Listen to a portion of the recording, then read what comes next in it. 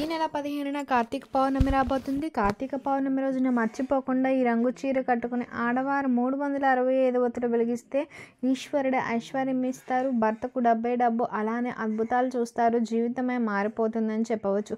మన హిందూ మతంలో కార్తీక పౌర్ణమికి ఎంతో ప్రాముఖ్యత ఉంటుంది.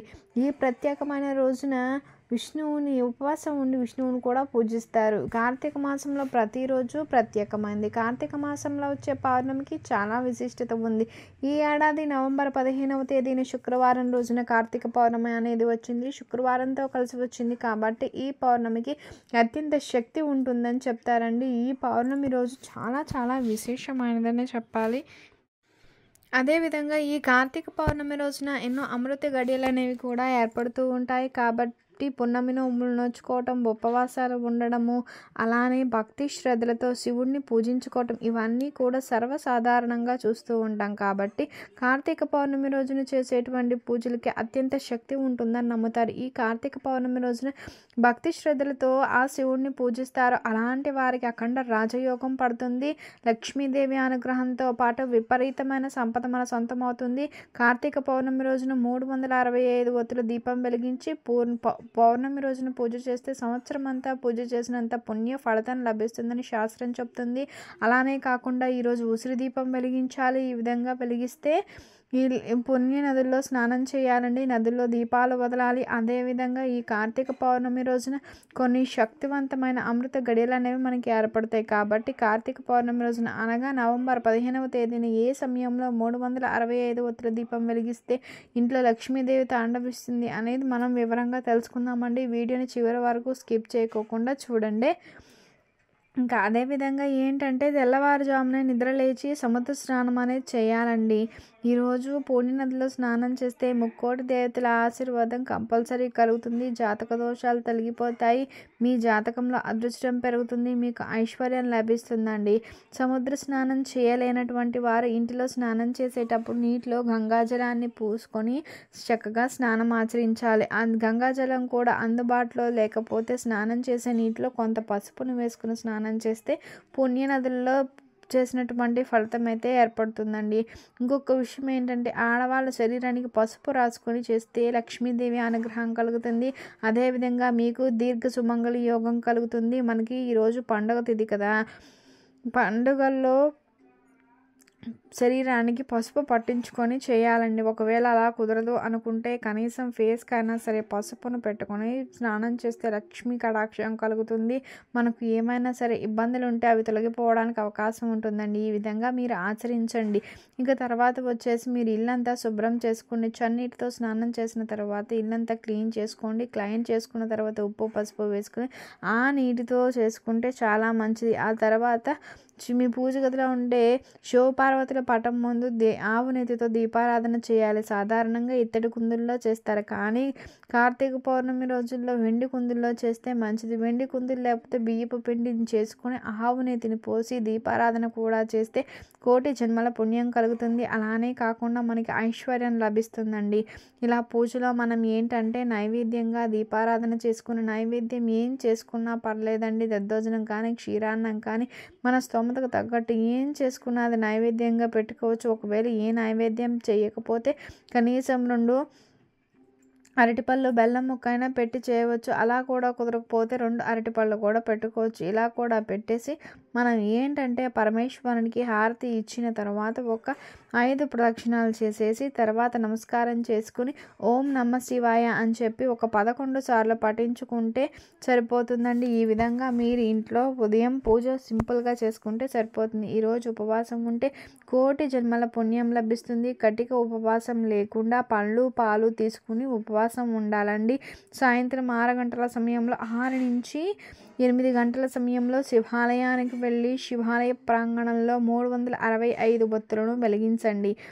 శివాలయంలో ఉండే ధ్వజస్తంభం దగ్గర కానీ ఉసిరి చెట్టు దగ్గర కానీ రావి చెట్టు దగ్గర కానీ 365 ఒత్తులతో దీపాన్ని మనం వెలిగించాలండి. ముందుగా మనం ఏమిటంటే ఈ విధంగా దీపం వెలిగించేటప్పుడు మనం 365 ఒత్తులు వెలిగించేటప్పుడు గుర్తుపెట్టుకోండి, ఆ ప్రాంగణంలో మనం చక్కగా వాటర్తో క్లీన్ చేసుకొని పెట్టుకోవాలండి. అలా కుదిరితే చేయండి. దాని మీద పద్మదళ అష్టం వేసుకుని కుంకుమ పసుపు వేసుకుని గౌరీదేవిని తయారు చేసి గౌరీదేవికి ముందుగా 2 మట్టి ప్రమిదలలో మనం దీపం అనేది పెట్టుకోవాలి. ఆవు నీతిని పోసి మనం ఈ విధంగా దీపారాధన చేసి ఆ తర్వాత 365 ఒత్తుల దీపాన్ని వెలిగించాలి. ఈ దీపం వెలిగించిన మరుక్షణం ఏమిటి అంటే ముక్కోటి దేవతలందరూ కూడా ప్రత్యక్షమవుతారు. కాబట్టి ఈ దీపావళికి అక్షింతలు వేసి పెట్టుకోండి. అలా 365 ఒత్తులు వేసి దీపాన్ని కూడా వెలిగించుకోవాలి. ఈరోజు బుసిరి దీపం వెలిగిస్తే లక్ష్మీదేవి ఆశీర్వాదంతో ఇల్లంతా కూడా ఐశ్వర్యంతో నిండిపోతుంది. అలానే మీ ఇంట్లో కనకవర్షం కురుస్తుంది. ఉసిరికాయ పైన నెయ్యి ఒత్తులు పెట్టి ఉసిరి దీపం వెలిగించుకోవాలి. కార్తీక పౌర్ణమి రోజున శివాలయంలో ఉన్న ధ్వజస్తంభాన్ని తాకి మీ మనసులో ఉన్నది ఏది కోరుకున్నా సరే ఖచ్చితంగా నెరవేరుతుందని చెప్పవచ్చు. శివాలయంలో దీపాలు వెలిగించలేని వారు కనీసంలో ఇంట్లో తులసి కోటలో అయినా సరే 365 ఒత్తుల దీపం వెలిగించవచ్చు. ఈ రోజున తులసి చెట్టును కూడా పూజించాలి. తులసి చెట్టు లక్ష్మీ స్వరూపం కాబట్టి ఈరోజు పౌర్ణమి అమ్మవారికి చాలా ఇష్టం కాబట్టి సాయంత్రం సంధ్యా సమయంలో భూమిపైనే తులసి పూజ చేసుకున్నట్లయితే లక్ష్మీదేవి సంచరిస్తూ ఉంటుంది కదా, ఆ సమయంలో లక్ష్మీదేవి సంచరిస్తుంది కాబట్టి తులసి పూజ చేస్తే లక్ష్మీదేవి అనుగ్రహం కలుగుతుంది. ఇంట్లో తిష్ట వేసి కూర్చుంటుంది. అదేవిధంగా తులసి చెట్టు దూరంగా తాగి ప్రదక్షిణం చేస్తే దీర్ఘ సుమంగళ యోగం ప్రాప్తిస్తుంది. భర్త సంపాదన పెరుగుతుంది. భర్త ఆయుష్ పెరుగుతుంది. అదేవిధంగా విపరీతమైన ధనం అయితే వస్తుంది. అన్ని కష్టాలు తొలగిపోతాయి. ముఖ్యంగా కార్తీక పౌర్ణమి రోజున ఏదైనా సరే నదికి వెళ్ళి అక్కడ అరటి దొప్పల్లో దీపాన్ని వెలిగించి నదిలో వదలొచ్చండి. ఇలా చేసినా కూడా కార్తీక పౌర్ణమి రోజున చాలా మంచిది. ఉసిరి చెట్టు దగ్గర మనం చేసుకుని నది దగ్గర దీపాలు వదిలేసి వాయనములు ఉంచుకోవచ్చు. దీపాలు వెలిగించుకుని ఉంచుకోవచ్చు. కొంతమందికి వాయనం ఇచ్చే ఇది ఉంటుంది కదా, అలా చేసుకోవచ్చు అండి. తర్వాత ఏంటంటే ఎక్కడైతే ఉసిరి చెట్టు ఉంటుందో అక్కడకు వెళ్ళి ఉసిరి చెట్టును తాకి మనం 8 ప్రదక్షిణాలు చేస్తే లక్ష్మీదేవి అనుగ్రహం మన పైన కలుగుతుంది. అష్టైశ్వర్యాలు కలుగుతాయి. ఉసిరి చెట్టు కింద మనం వనభోజనాలు చేస్తే ఎలాంటి అనారోగ్య సమస్యలు లేకుండా మనం జీవితాంతం ఆరోగ్యంగా ఉంటామండి. కార్తీక పౌర్ణమి రోజున లక్ష్మీదేవి ప్రదేశం కోసం మనం ప్రధాన ద్వారం దగ్గర ఏంటంటే స్వస్తిక్ గుర్తును వేయాలని చెప్పి పండితులు చెప్తున్నారు. కార్తీక పౌర్ణమి రోజున ఇంటి ముందు స్వస్తిక్ గుర్తులు వేస్తే లక్ష్మీదేవి తప్పక ప్రవేశిస్తుందని చెప్తారండి. కార్తీక పౌర్ణమి రోజున సాలగ్రామాన్ని దానంగా ఇవ్వాలి.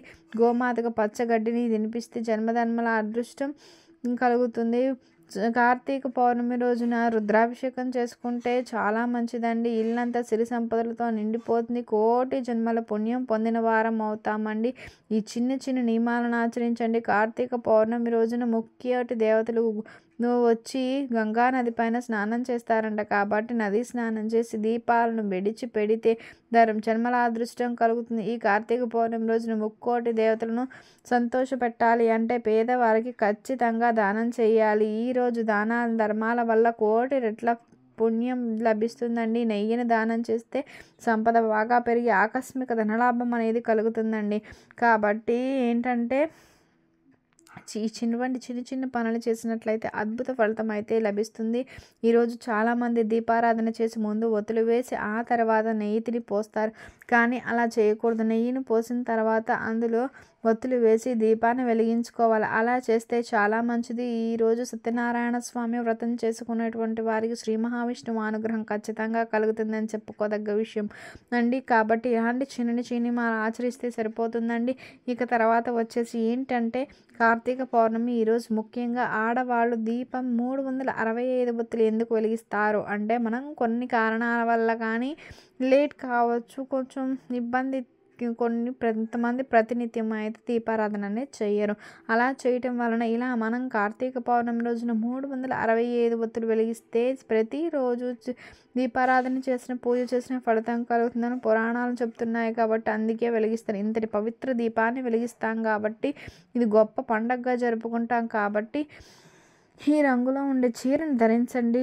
అలా చేస్తే మీకు మంచి జరుగుతుంది. భర్త సంపాదన పెరుగుతుంది. భర్తకు ఈశ్వరుడే ఐశ్వర్యాన్ని ఇస్తాడు. అలానే కాకుండా భర్త యొక్క మంచిగా డబ్బు రావడం అనేది జరుగుతుంది. దుర్గసుమంగళ యోగం లభిస్తుందండి.